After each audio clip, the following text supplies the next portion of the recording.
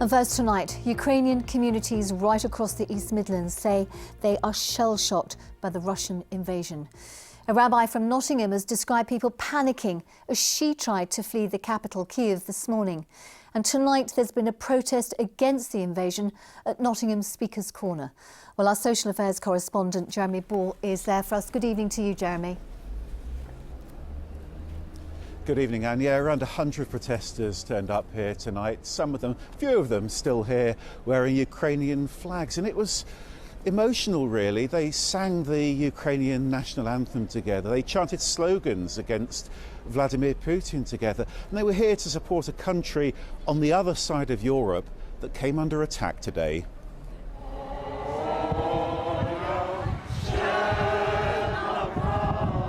A show of solidarity, a day to stand up and be counted. Yasa's a Ukrainian student. She spent most of the day on the phone to her family back home. I was trying to tell them not to panic, to abide by the instructions, to follow the news, only the reliable news, because there is so much disinformation spread by the Russian media. And I just keep saying them that I love them and I support them, and all my thoughts are with them. The attack began at the crack of dawn. Russian missiles, shelling, troops crossing the Ukrainian border, the European capital gridlocked by people desperate to escape. A quick update at the train station in Kyiv Central train station. This morning, Tanya and her family were trying to get train tickets to Poland. Everyone's panicking, she says, people queuing for hours. Tanya's son was on a gap year trip after growing up in Nottingham. She'd gone out to visit him in Kyiv before today's invasion. I woke up this morning at 5 o'clock hearing the explosion, and I think people probably will fight because they will fight for their land. And I just want to use this opportunity to say that I stand in solidarity with all the parents of all the, both Ukrainians and Russian soldiers whose children will be fighting in this war. I really feel their pain. And they're feeling the pain back here in Derby and in Leicester and Nottingham too. Ukrainian communities horrified at the extent of today's attack and terrified of what happens next. I feel heartbroken. I may never go back there. Sorry. We may not ever be able to go back to what we consider to be our own country. It's hard to take. We've got family over there. I was born here, born and bred in Nottingham, but my family is all in Ukraine. Been in touch with cousins today, just to check that they're still alive.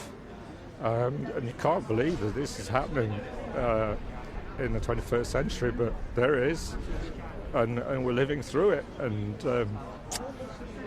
it's shocking. For so many here, Ukraine's in their blood, and it's been a tough, emotional day.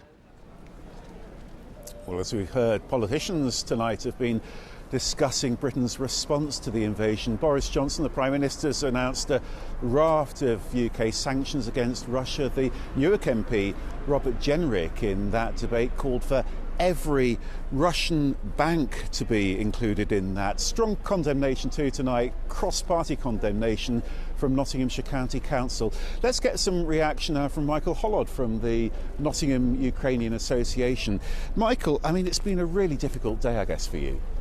Oh, it's been surreal, still very emotional, still very raw, still trying to get our thoughts together as to, that this is actually happening.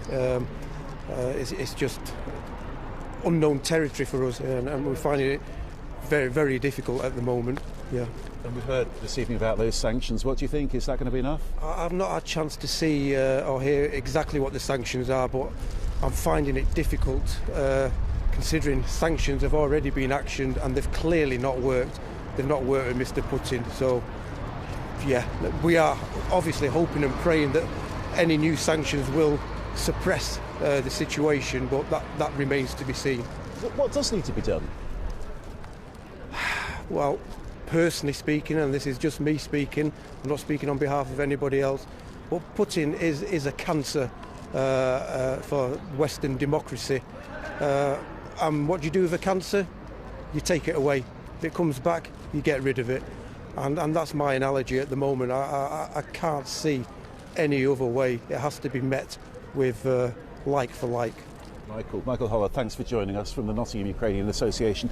Obviously a difficult day, a momentous day, and this is a crisis that isn't going away. OK, Jeremy, thank you very much indeed for that.